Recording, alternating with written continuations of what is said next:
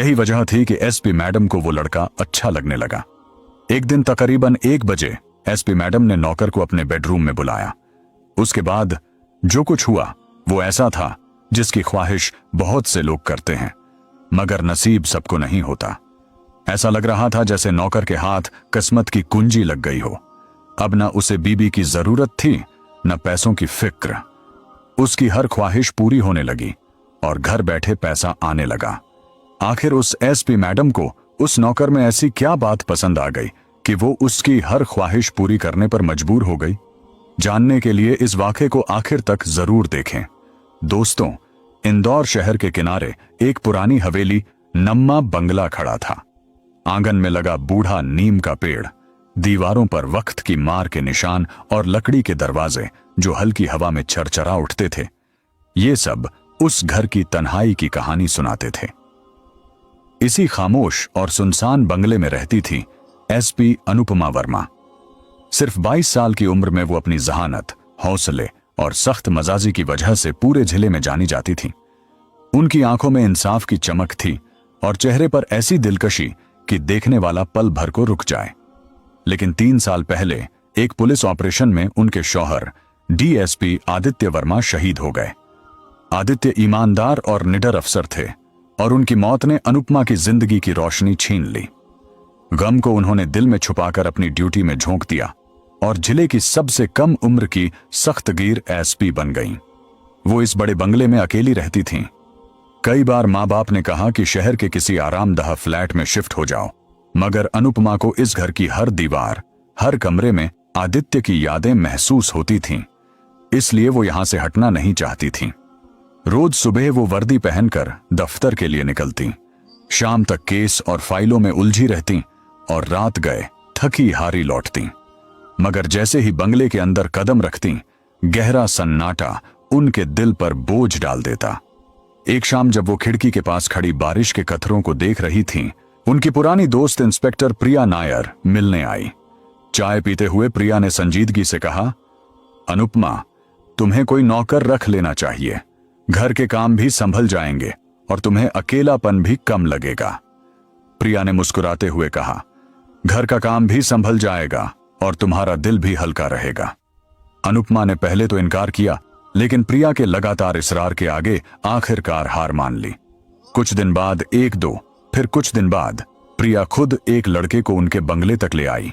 ये लड़का 14 साल का था, दबला पतला मगर हल्की सी मजबूती वाले जिस्म का, चमकती आंखें और चेहरे पर मासूम मगर परेतमाद मुस्कान।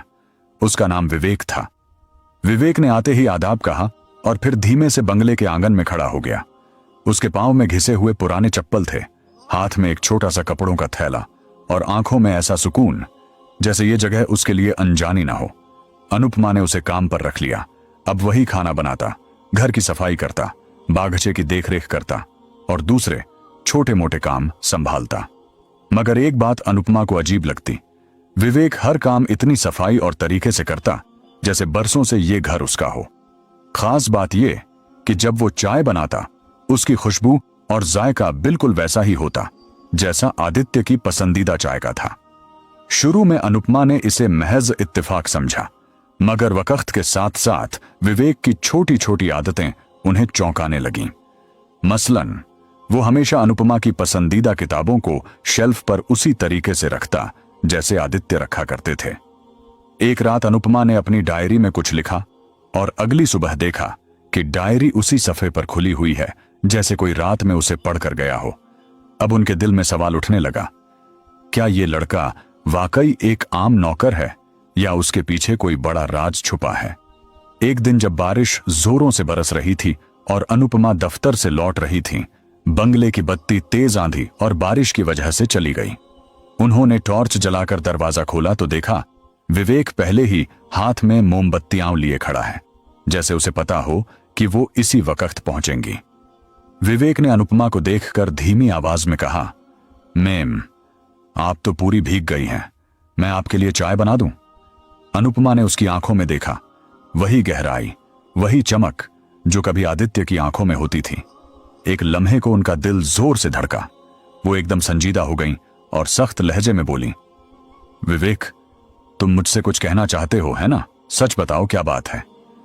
विवेक ने एक पल के लिए नजरें झुका लीं, फिर हल्का सा मुस्कुराकर बोला, मेम, मैं तो बस आपका नौकर हूं, आप फिक्र ना करें, मैं अभी चाय लाता हूं। अगले दिन अनुपमा ने प्रिया नायर को बंगले पर बुलाया। चाय की प्याली हाथ में थामे अनुपमा ने प्रिया से कहा, प्रिया, मुझे लगता है ये लड़का विवेक आम नौकर नहीं है। उसकी हरकतें, चाय बनाने का तरीका, बात करने का अंदाज, हर चीज मुझे बार बार आदित्य की याद दिलाती है। क्या मैं पागल हो रही हूं? प्रिया ने हंसकर बात टालने की कोशिश की, लेकिन अनुपमा के शुभ हाथ अब गहरे हो चुके थे। उन्होंने प्रिया से कहा, तुम विवेक की पूरी बैकग्राउंड चेक करो, मैं सच जानना चाहती हूं। कुछ दिन बाद प्रिया रिपोर्ट लेकर आई। अनुपमा, उसके बारे में कोई खास रिकॉर्ड नहीं मिला। आधार कार्ड और बाकी तफसीलात तो सही हैं, मगर उससे पहले का कोई भी रिकॉर्ड मौजूद नहीं, जैसे ये लड़का अचानक कहीं से आ गया हो। आगे कहा, हो सकता है ये वाकई एक आम बच्चा हो, लेकिन अगर तुम्हें शक है तो हम और गहराई से जांच कर सकते हैं। अनुपमा ने हां में सर हिलाया, मगर उनके दिल की उलझन कम न हुई। उस रात अनुपमा अपने बेडरूम में बैठी पुरानी तस्वीरें देख रही थी। एक तस्वीर में वो और आदित्य शादी के दिन मुस्कुरा रहे थे, और आदित्य ने सभी करीबी लोगों को एक खास अंगूठी दी थी, जिस पर छोटे हरूफ में एस खुदा था। वो अंगूठी अनुपमा हमेशा अपनी डायरी के एक खास हिस्से में रखती थी, लेकिन जब उन्होंने डायरी खोली, अंगूठी वहां मौजूद नहीं थी। अनुपमा का दिल जैसे एक लम्हे को रुक सा गया। ये कैसे गायब हो सकती थी? क्या ये विवेक ने ली थी, या कोई और इस घर में चुपके से आता जाता था? अनुपमा का दिमाग सुन्न हो गया। क्या ये विवेक ने चुराई थी, या कोई और घर में घुस आया था? अगले दिन शाम को अनुपमा ने विवेक को सख्त लहजे में कहा, विवेक, मेरी डायरी से एक अंगूठी गायब है, तुम्हें कुछ पता है? विवेक ने पुरसुकून आवाज में जवाब दिया, मेम, मैंने कुछ नहीं लिया, लेकिन अगर आपकी कोई कीमती चीज गायब है तो आप बताइए, मैं ढूंढने में मदद करूंगा। उसकी आवाज में एक अजीब सी सच्चाई थी, लेकिन अनुपमा का शक जरा भी कम न हुआ। उसी रात अनुपमा के फोन पर एक अनजान नंबर से मैसेज आया, अनुपमा, तुम बहुत सवाल पूछ रही हो, विवेक को छोड़ दो, वरना तुम्हारी कुर्सी और तुम्हारी जान दोनों खतरे में आ जाएंगी। अनुपमा के चेहरे का रंग उड़ गया। यह धमकी थी, और इसमें विवेक का नाम साफ लिखा था। क्या विवेक वाकई कोई खतरा था, या कोई और शख्स उन्हें डराने की कोशिश कर रहा था? अनुपमा ने फौरन प्रिया नायर को फोन किया और मैसेज के बारे में बताया। प्रिया ने तुरंत कहा, अनुपमा, यह मामला गंभीर है, मैं एक टीम भेजती हूं, तब तक तुम विवेक पर कड़ी नजर रखो। लेकिन अब अनुपमा का जहन पूरी तरह उलझ चुका था। उनके सामने बार बार आदित्य का चेहरा आ रहा था। क्या विवेक कहीं आदित्य ही तो नहीं, या ये सिर्फ उनका वहम था? अगले दिन अनुपमा ने बागीचे में विवेक को पौधों में पानी डालते देखा। उसके बाएं हाथ में एक पुरानी सी अंगूठी चमक रही थी, जिस पर कुछ खुदा था। अनुपमा का दिल जोर से धड़का। क्या ये वही अंगूठी थी? उन्होंने विवेक को आवाज दी और पूछा, ये अंगूठी कहां से मिली तुम्हें? विवेक ने हल्की सी मुस्कुराहट के साथ कहा, मेम, ये मेरी मां की थी, पुरानी याद है। लेकिन उसकी आंखों में एक अनोखी चमक थी, एक ऐसी चमक जो अनुपमा के दिल की धड़कन तेज कर रही थी। या वही अंगूठी जो आदित्य ने बरसों पहले उन्हें दी थी? अनुपमा ने तय किया कि बगैर जल्दबाजी के वो विवेक पर खामोशी से नजर रखेंगी। उनकी पुलिस ट्रेनिंग उन्हें बार बार खबरदार कर रही थी, सावधान रहो। लेकिन दिल का एक कोना अब भी विवेक की आंखों में आदित्य का अक्स ढूंढ रहा था। अगली सुबह अनुपमा अपने ऑफिस में बैठी एक थी जब प्रिया नायर ने कहा, अनुपमा, विवेक का रिकॉर्ड साफ है, लेकिन एक अजीब बात है, उसका आधार कार्ड और बाकी कागजात सिर्फ 2 साल पुराने हैं। उससे पहले का कोई रिकॉर्ड ही नहीं, जैसे वो अचानक कहीं से नमूदार हुआ हो। अनुपमा ने चुपचाप रिपोर्ट सुनी, लेकिन नजर मेज पर रखी पुरानी फाइल पर जाती रही। आदित्य की मौत से जुड़ी फाइल। उन्होंने धीरे से कहा, प्रिया, यह फाइल मुझे दो, शायद कोई पहलू अब तक मेरी नजर से बचा हो। रात को जब अनुपमा बंगले वापस आईं, तो विवेक किचन में मशगूल था। उसने उन्हें देखकर मुस्कुराकर कहा, मेम, आज आपकी पसंद का राजमा चावल बनाया है। अनुपमा के दिल की धड़कन तेज हो गई। राजमा चावल आदित्य की फेवरेट डिश थी। उन्होंने विवेक को गौर से देखा मगर कुछ कहा नहीं। खाने के दौरान अनुपमा ने विवेक से पूछ लिया, विवेक, तुम पहले कहां रहते थे? तुम्हारे परिवार के बारे में कुछ बताओ। विवेक ने चम्मच नीचे रखा और धीमी आवाज में कहा, कहानी कुछ खास नहीं। मैं एक छोटे से गांव का हूं। मां बाप बचपन में ही चल बसे। अब बस अकेला हूं। उसकी आवाज में एक दबा हुआ दर्द था, लेकिन अनुपमा को लगा वो कुछ छुपा रहा है। उन्होंने बात को वहीं खत्म कर दिया, मगर दिल ही दिल में फैसला कर लिया कि वो विवेक की असल हकीकत तक जरूर पहुंचेंगी। उसी रात अनुपमा ने आदित्य के केस की फाइल दोबारा खोली। उसमें लिखा था कि आदित्य एक हाई प्रोफाइल ऑपरेशन का हिस्सा थे, लेकिन उनका जिस्म कभी नहीं मिला। पुलिस ने मान लिया था कि वो मर चुके हैं, मगर अनुपमा के दिल को हमेशा शक रहा कि आदित्य की मौत इतनी साधारण नहीं थी। फाइल में एक और चौंकाने वाली बात थी। ऑपरेशन की रात वहां एक और शख्स भी मौजूद एक था, मगर उसका बयान अधूरा था। नाम दर्ज नहीं था, बस एक कोड नेम, शैडो। अनुपमा का दिमाग झनझना उठा। क्या शैडो विवेक हो सकता है, या फिर वो इससे भी बड़ा कोई राज छुपा रहा है? उन्होंने फौरन प्रिया को फोन मिलाया। प्रिया, आदित्य के केस में जो शैडो नाम का गवाह है उसका पता लगाओ। मुझे उसकी हर डिटेल चाहिए। अगले दिन अनुपमा 10 बजे प्रिया से मिला। प्रिया ने बताया कि शैडो का पता नहीं है, लेकिन उसने बताया कि शैडो का नाम शैडो है। अनुपमा ने कहा, ठीक है, मैं शैडो से बात कर लूंगी। ऑफिस में मशगूल थी जब प्रिया ने एक पुरानी तस्वीर भेजी। ये आदित्य के पुलिस ट्रेनिंग के दिनों की तस्वीर थी, जिसमें वो अपने साथियों के साथ खड़े थे। तस्वीर में एक चेहरा अनुपमा को चौंका गया। वो विवेक से मशाबह लग रहा था। अनुपमा के दिल की धड़कन तेज हो गई। क्या ये वाकई विवेक था या आंखों का धोखा? शाम को घर लौटकर उन्होंने विवेक को बागीचे में पानी देते देखा। वो करीब गईं और तस्वीर दिखाते हुए बोली, ये तुम हो? एक पल के लिए विवेक का चेहरा सख्त पड़ गया, फिर वो हल्का सा हंसा। मैम, ये मैं नहीं हूं। शायद कोई और हो जो मुझसे मिलता जुलता है। लेकिन उसकी आंखों में एक खौफ की झलक थी जो अनुपमा से छुपी न रह सकी।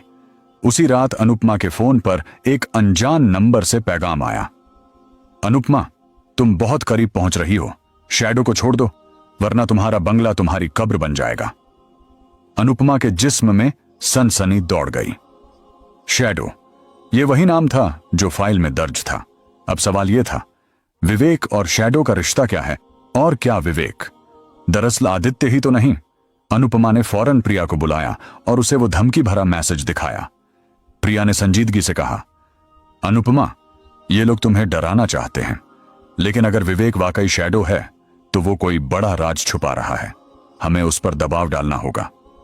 अनुपमा ने आहिस्ता से जवाब दिया, नहीं प्रिया, अगर विवेक दरअसल आदित्य है तो मैं उसे डराना नहीं चाहती, और अगर वो कोई और है तो हमें पहले पक्का सबूत चाहिए। अगली सुबह अनुपमा ने विवेक को बंगले के लिविंग रूम में बुलाया। उसका लहजा सख्त था। विवेक, अब और छुपाने की जरूरत नहीं, साफ बताओ, तुम शैडो हो ना? और तुम आदित्य को कैसे जानते हो? विवेक ने एक लम्हा उसकी आंखों में देखा, फिर सर झुकाकर बोला, मैम, आप गलत समझ रही हैं। मैं कोई शैडो नहीं, मैं बस आपका नौकर हूं। लेकिन उसकी आवाज में हल्की सी कपकपाहट थी। उसी वक्त बंगले का दरवाजा जोर से बजा। अनुपमा ने जाकर दरवाजा खोला। सामने प्रिया खड़ी थी, हाथ में एक फाइल लिए। उसने वो फाइल अनुपमा को थमाई। ये शैडो का रिकॉर्ड है, तुम्हें ये देखना होगा। अनुपमा ने फाइल खोली और पहली ही तस्वीर देखते ही उनका दिल बैठ गया। वो विवेक की तस्वीर थी। विवेक अब खामोश खड़ा था, आंखों में एक अजीब सी उदासी के साथ। अनुपमा ने गहरी सांस ली। विवेक, अब और झूठ नहीं, तुम कौन हो और आदित्य के साथ क्या हुआ था? विवेक ने एक लंबी सांस ली और आहिस्ता से कहा, मैम, मैं आपको सब कुछ बताऊंगा, लेकिन पहले आपको मेरे साथ आना होगा। उसने बंगले के पीछे की तरफ इशारा किया, जहां एक पुराना स्टोर रूम था। अनुपमा के दिल की धड़कन तेज हो गई।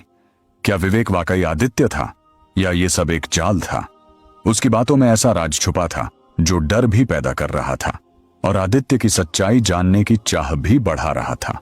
अनुपमा ने एक नजर प्रिया की तरफ डाली, जो अब भी चुपचाप फाइल के कागजात पलट रही थी।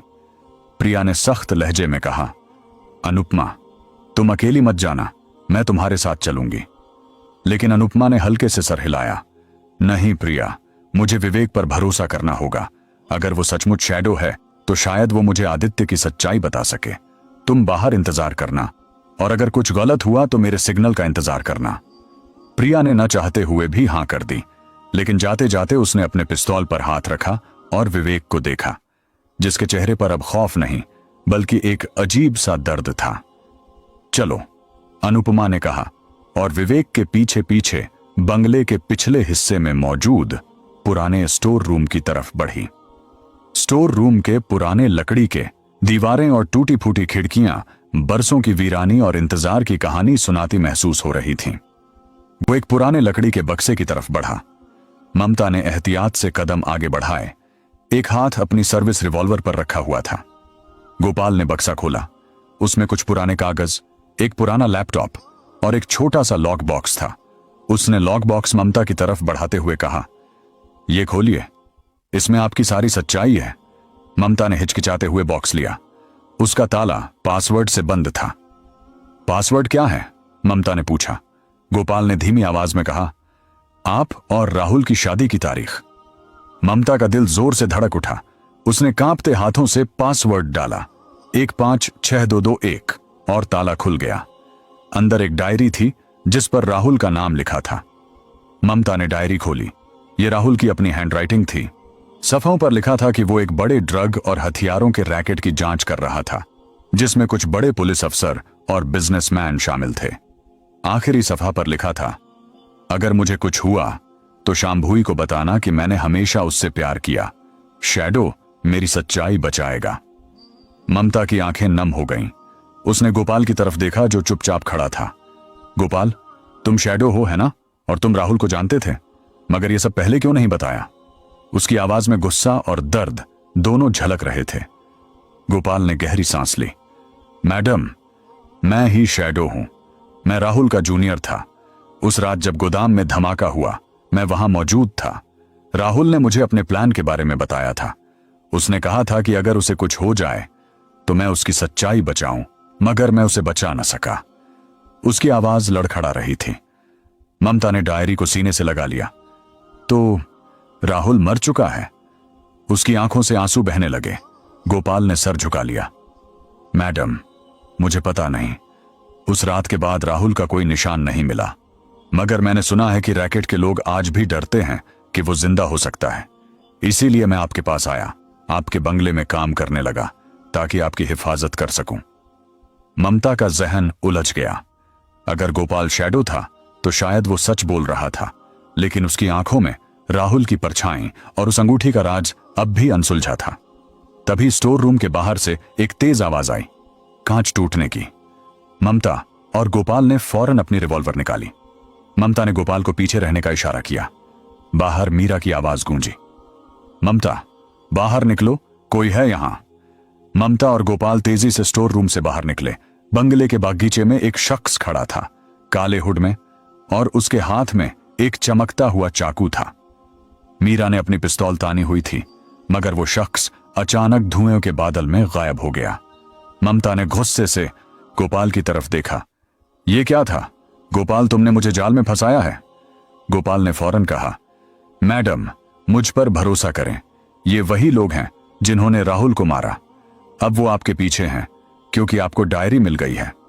मीरा ने ममता का हाथ पकड़कर कहा, ममता, अब रिस्क मत लो। ये डायरी मेरे पास रहेगी। मैं इसे हेडक्वार्टर ले जाऊंगी। तुम और गोपाल मेरे साथ चलो।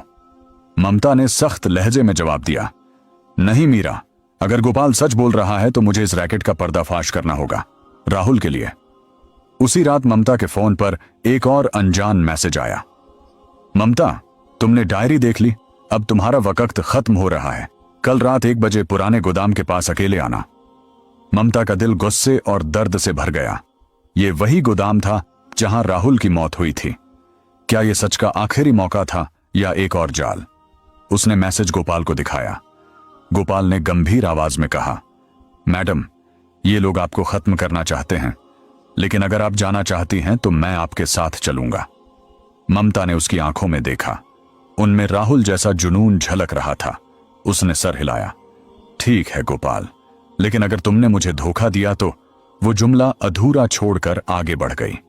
ममता के दिल में अब उस रात की मुलाकात के लिए पूरी तैयारी थी।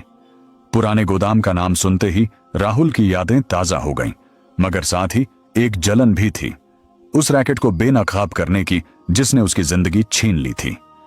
गोपाल पर उसका शक अभी बाकी था, मगर उसकी आंखों में सच्चाई और राहुल जैसी हरकतें उसे रोक रही थीं। ममता ने मीरा को मैसेज के बारे में बताया और सख्त हिदायत दी। मीरा, तुम और तुम्हारी टीम गोदाम के आसपास छुपकर नजर रखना, लेकिन जब तक मैं सिग्नल न दूं कोई कदम मत उठाना। रात के 12:45 पर ममता और गोपाल पुराने गोदाम की तरफ रवाना हुए। बारिश की हल्की बूंदें उनके चेहरों पर पड़ रही थीं और फिजा में एक खामोश ड्रामाए सनसनी फैली हुई थी। गोदाम का सन्नाटा सांस सांस गूंज रहा था। ममता ने अपनी सर्विस रिवॉल्वर कमर में आड़ा रखी थी और गोपाल के पास एक छोटा सा चाकू था। टूटी फूटी गेट के करीब पहुंचते ही ममता ने धीमी आवाज में कहा, अगर ये जाल है गोपाल, तो तुम्हें इसका हिसाब देना होगा। गोपाल ने गंभीर नजरों से उसकी तरफ देखा। मैडम, मैं आपके साथ हूं, चाहे जो हो जाए, मैं आपको कुछ नहीं होने दूंगा। उसकी आवाज में एक अजीब सी गर्मी थी जो ममता को राहुल की याद दिला गई। गोदाम के अंदर पूरा अंधेरा था, बस एक कोने में टिमटिमाती लालटेन की मध्यम रोशनी नजर आ रही थी। ममता और गोपाल धीरे धीरे उस तरफ बढ़े। अचानक एक ठंडी भारी आवाज गूंजी, ममता चौहान, तुम बहुत जिद्दी हो। साए में से एक लंबा आदमी निकला जिसके चेहरे पर काला मास्क था। उसके पीछे 2 और आदमी थे, दोनों के हाथों में बंदूकें। ममता ने फौरन रिवॉल्वर निकाली और सख्त लहजे में कहा, तुम कौन हो और राहुल के साथ क्या हुआ था? मास्क वाले ने कर्कश हंसी हंसकर कहा, राहुल, वही गलती था जो हमारे रास्ते में आ गया था और अब तुम वही गलती दोहरा रही हो। उसने जेब से एक छोटा सा डिवाइस निकाला। ये वो सारा डेटा है जो राहुल ने छोड़ा था, ड्रग्स, हथियार और हमारे सारे ऑपरेशंस। लेकिन अब ये डेटा वापस हमारे पास है और तुम अब बस एक कहानी बनकर रह जाओगी। ममता का खून खौल उठा।